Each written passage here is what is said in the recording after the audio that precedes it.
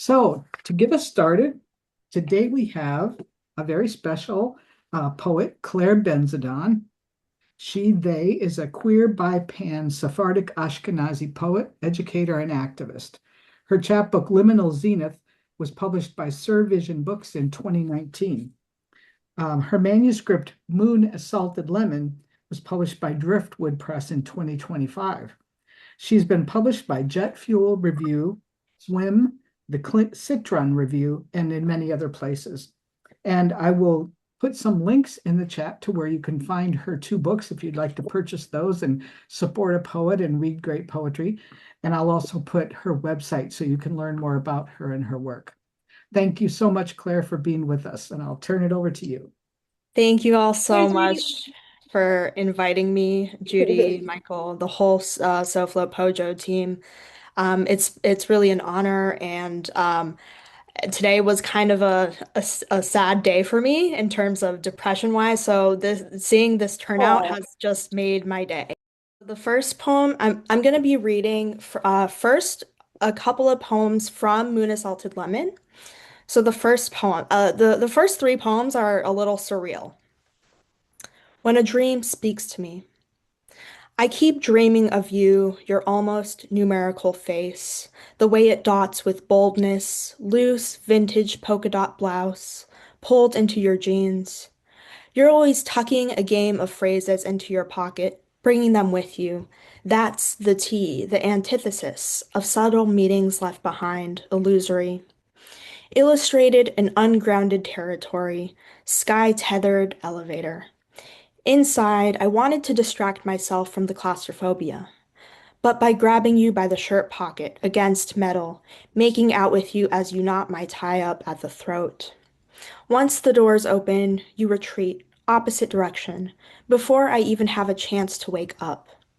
How am I supposed to read you when when the note you leave on my dash months after says, "You know who it is"? You are a moth striped in ripples at the intersection of myself. A mimicry, geomagnetic. You don't eat. In my dream, I fast for you. Months pass like moss. You re-speak to me with swift touch. That's when I would wish to wade into the rill of you. But that night in the dream, you change the phrasing. You know me, don't you? Releasing your teeth. Sarcastically or sexily? Well, do I? Your face is a torn up letter I keep dreaming of, a numerical atlas slash moon moth I'll not ever be able to decipher. Bioluminescent insomnia. The next night is a vacated stain, the tone of coal, a print that lasts flammable, earth-worn, worm crawling through its hydroskeleton, respiring through its skin, naked as buckwheat sprouting bioluminescent nectar. Outside dim is heatless, ready to light starve evening with luciferin. It resists the click beetle. Its snap of body halves a cricket racketing deep enough to teem the ground luminous. This next one is going to be again also surreal, but in a different way. I play around with the idea of lemons and citrus in general. So this one is it's called The Opposite of Limelight. Who cares about that lime glimmer, all ragged and exclamatory? Its spark can turn slanted, invert as lemon-lucent lantern instead. Theme song, Led Zeppelin's The Lemon Song. I take them out from the box, those little rolled up Meyer matches, turn the lemon heads upside down, like my own metal head heavy to the drum bass thrash, till the juice runs down, and my hands run lighter now, consist of matching fingers. Limes of light line my tip, not burnt out, but stale flames which combust after I pick a guitar numb to the neck fret, fingers on fire, not loud or as literal as David Lapp's lap dance with his lapping fire show. Twirling incandescence, but more of a carburizing ring. Now take it down a little bit. With my pinky, I skim my lemon sheet cake, char the sewn outerwear of the electrochemical neon sponge candy furniture, then twist my lips in amusement to discover that my hands have turned into lemon heads. The limelight attempts to exhume free radicals, those molecular fragments with a short lifetime. Now I bass mask the song reversal play. A lime can turn yellow when overripe, and lemons green when underripe. The key lime ingredient is this sublime. I should have quit you, baby. My lemon self doesn't want the limelight. Instead, my tangy batteries turn inward, save the saturated tea for other hot attention. This next poem, thank you. This next poem is going to transition to something a little bit more serious. We're now kind of focusing more on the mental health section of the poems. So the next one is in Moon Assaulted Lemon as well, but then the one after that, and I think the poems after I read this one are from a newer collection in progress titled Boundary Work. How to complete a meal slash how to make myself full whole. Homemade dinners every night. The china plates have been scraped from so much use. The dishwasher handle broken. My flank rib stripped tease heart. The leftovers overflowing in the fridge. I stuff myself, make myself whole. It's the way I complete myself with lies. I'm full of shit. Recovery, a fabrication. I swear, I would have preferred drugs to food. Every day elapses, the facility's window, a hidden sun visiting my vegetative vegetable body, a world-class retreat. Morning munch, lunch, afternoon snack, dinner timed, hunger cues, judgment, I meant binge. Restrict, it's not to my taste preferences. I loved getting to suck the flavor out of my partner, even if it drained me to my ribbed hollow core. Please, people I love, people, please, at least now I have material for a healthful poem.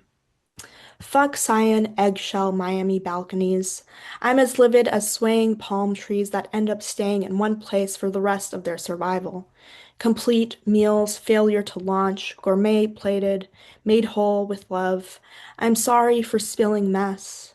The chaos was my own making, haphazardly throwing food, rushing to sprinkle refrigerated shreds of chicken onto plate, leaving the counter sloppy with poultry putrid confetti. Every day a celebration at the dinner table while I hopelessly eye my parents, then direct gaze toward my plate. Dad, that's all you're going to eat? Gobble it up. You're skeletal, as thin as a Holocaust survivor.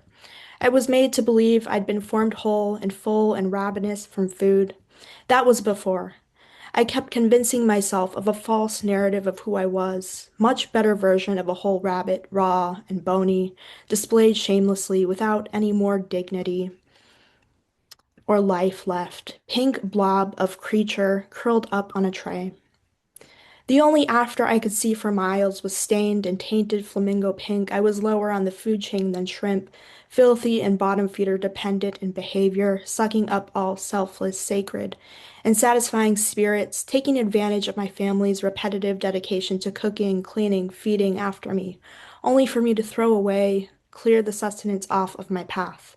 This path is a past. My last meal, the last supper, will only exist, only emerge when it ends up leaving me whole.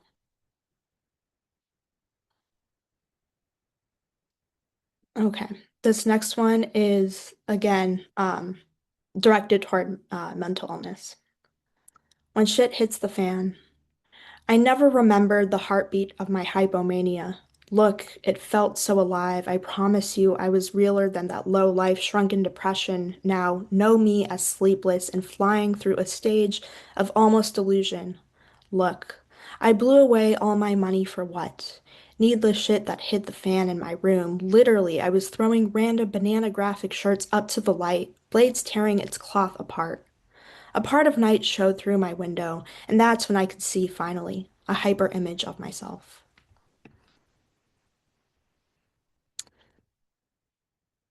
So now we're gonna move on to again, I would just say that like in general, most of my poems are surreal. So this is gonna move back towards the surreal, kind of like towards the animalistic nature. Chronesthesia, elk pace, thump. Antlers smooth surface of my chest rouse me awake. Me, racing toward a palpitating thrill, holding the pulse of a jellyfish close to me. I close my eyes to re-envision the meaty creature, tread backwards. I step on one of its hooves, flaming leaf beneath me. Bugled bass reverberates throughout, my form an unbridled body belt. In my sleep, I've tied a belt around empty, miscalculated time. Elk pace, future I've missed. Elk pace, another tomorrow promised to me in Sisyphus submissiveness, whereby every night another being steps all over me.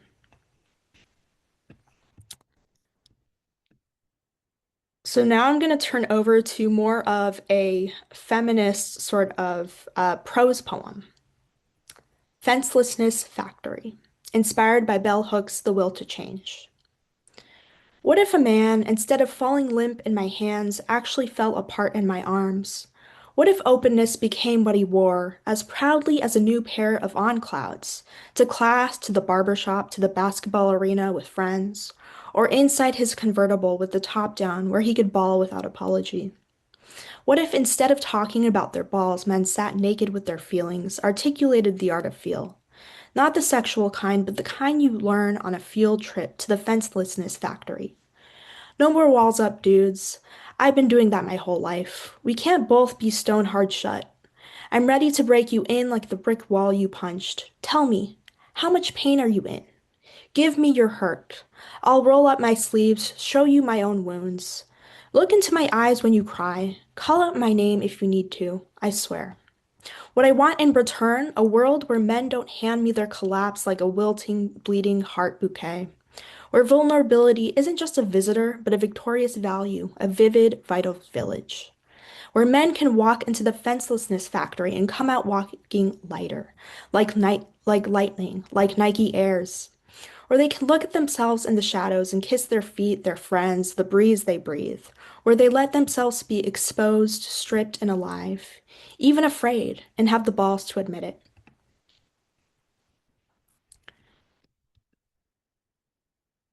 This next one is similar in terms of sentiment, but a little bit different. This kind of plays more on gender identity. Rip me off. Give me tight pants, the ones with rusted patches on the kneecaps, the sides, ripped. Throw a tank on me, a muscle tee so you can see the full length of my arms, ribs. Touch them and I shudder. I can rock them, these boots, this glare, this gleam from my conglomerate of crystals, and low-cut tops off of the everything that embellishes the rest of me.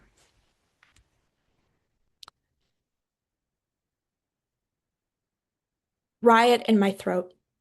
There's a riot in my throat and I can't get it out. Absence makes me want to fuck every human in my path. I said green and got sick. I said chartreuse and mapped an escape route toward an orange orgy. I remembered to take off my pants, show my ankle a little, so that someone can suck on my malleolosis. I remember that not everybody shags a sonnet, so I write a free verse, freak piece instead. Dear God, whatever this riot is, forgive me, love me, remember me, find me lying in the sand, kissing the absence of an absent bottle, the texture of sea glass. And coming, kind of playing on that theme of absinthe, or I guess alcoholic drinks in general. This next one references chartreuse. I expect you. Inspired by Lisa Olstein and Ilya Kaminsky. I expect you to shower between the shadow of my hands. Your hair is the scent of rope, gone. I practice grieving you every day after the first. You were the first, a stain on my silk chartreuse blouse. I make a cheer to the invisible presence of you with a glass of chartreuse.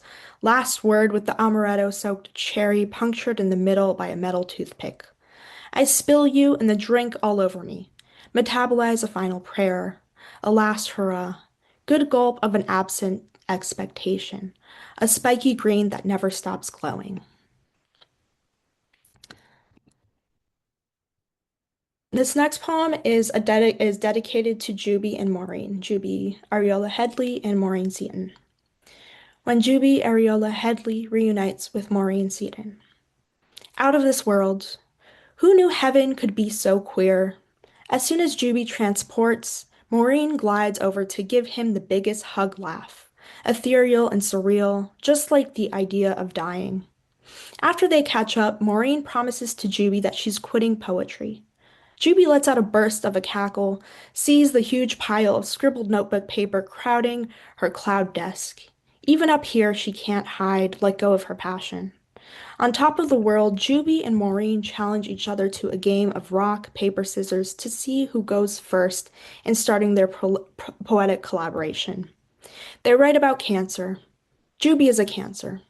He apologizes to Maureen about that, but she tells him that Libras and Cancers share strong compatibility. At the end of the day, they decide that transitioning to another plane is just another prompt. Juby edits Maureen's lines breaks. Maureen steals his adjectives. Both crack up, both radiate, both refuse to end. And then along the theme of tributes, again, this is another poem dedicated to Maureen. Living Amphibian, dedicated to Maureen Seaton.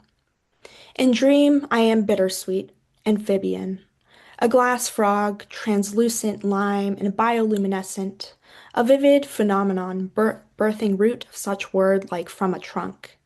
Amphi of both kinds, and bios, life, suspicious. After all, who wouldn't want to live life twice? God is hard on the bisexual woman. This is the line I clipped out of a neo-noir punk exquisite politics book. Taped the line to my forehead, hoped to look like a biblical bitch. Last summer, a pristine vision navigated through my allegorical labyrinth. A pristimanthus landed on my lap. It croaked its rubber bark, untouched. The iteration was that of an oral name, Maureen. This big-hearted woman celebrates her birthday eternally, mourns a rebellion, living between infinite modes of existence.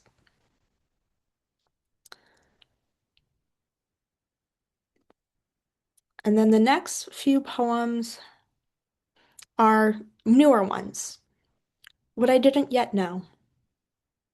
I have a father who raises his voice in the dining room table around 9 p.m. Cracked hands of a mother constantly washing dishes to clean up after our messes. Both mom and dad break their gaze on me.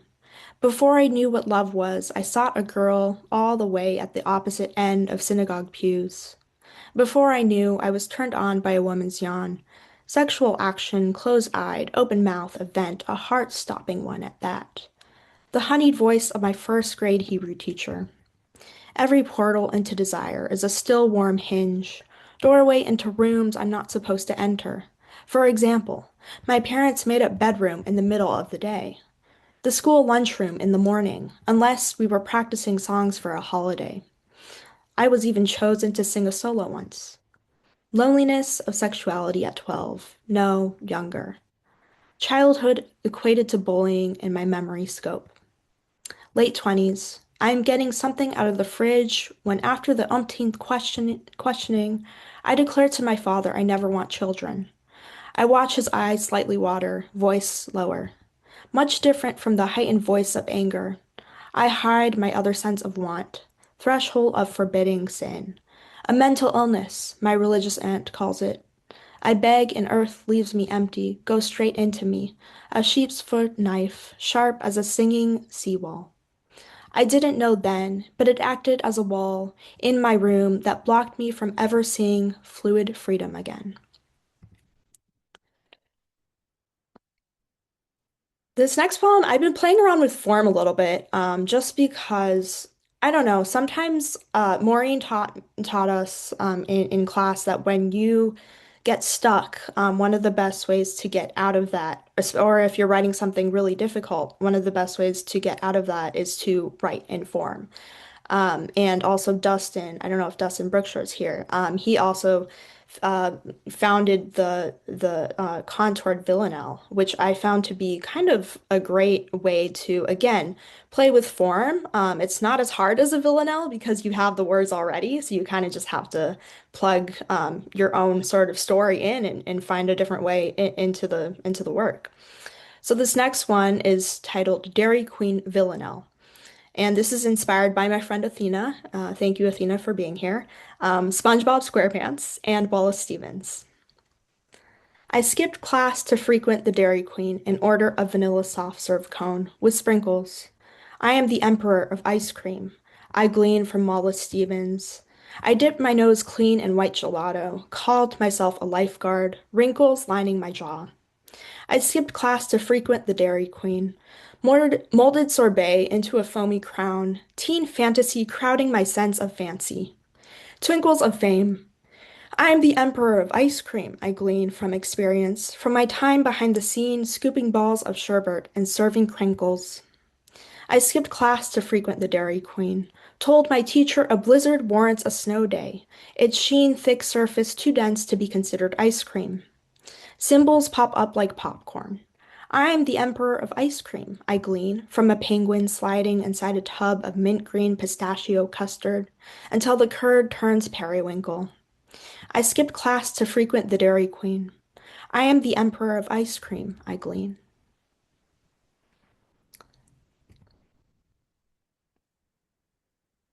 This next poem is more towards it goes more towards the pop culture references. I like to play around with pop culture a lot. I wrote this emo it was called Scene, and I had a fun time with that one, but I decided to go a little bit more towards the 90s. So this is titled 90s Hotmail Core. Hotmail was born the year I was born. The idea was to create a simple, secure, and free email system. The idea in my youth, I could have easily become a full-on computer geek if I hadn't stopped playing RuneScape, creating templates for my aunt's MySpace page. I was never allowed to have my own account. First, it was AIM. My username was waiting for you to be mine. It was a shy kid's way of being able to communicate with her classmates. Do you think I'm stuck up? I asked one of the few peers who seemed nice to me. Well, you're quiet, so sometimes it can be interpreted that way. Later on, it was Tumblr, first as a way to curate aesthetic, then as a pathway to softcore porn. X years later, I still have my Hotmail account, a millennial hanging on to the last threads of her 90s nostalgic core. And the last piece I'm going to be reading is titled Open Sea Ecosystem, and this has to do with AI. So again, reference to pop culture reference, but a little bit more close to home. Open Sea Ecosystem. In the metaverse, penguins are really just vultures snatching up the first male that comes their way. Inside vast AI, open sea, bottlenose dolphins nose around too close to shore. Biotoxin contaminated. Whistle too intelligent for ChatGPT's liking. I'm sorry, I don't understand what is meant by that. As an artificial bot, I don't have personal feelings or preferences. Black Swan, can you turn your half head into a heart with your Natalie Portman looking partner, neck dipping each other for hours on end? The action is almost machine. Artificial intelligence is another way to say violence. A terawatt drops like rain hitting forest canopy, those hours of electricity, Bitcoin fresh, as mint green as a toucan's beak, threatened. Capybaras lazy around in bodies of water until they morph into cappy coins. Carbon footprint, extinction level danger. The open sea, a dive so deep, creatures don't know where the water starts or ends. In the open sea, we glitch, we drown. Thank you.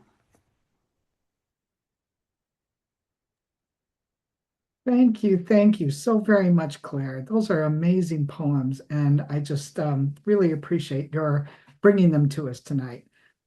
Totally different, unique verses that I'm so glad I heard. Thank you.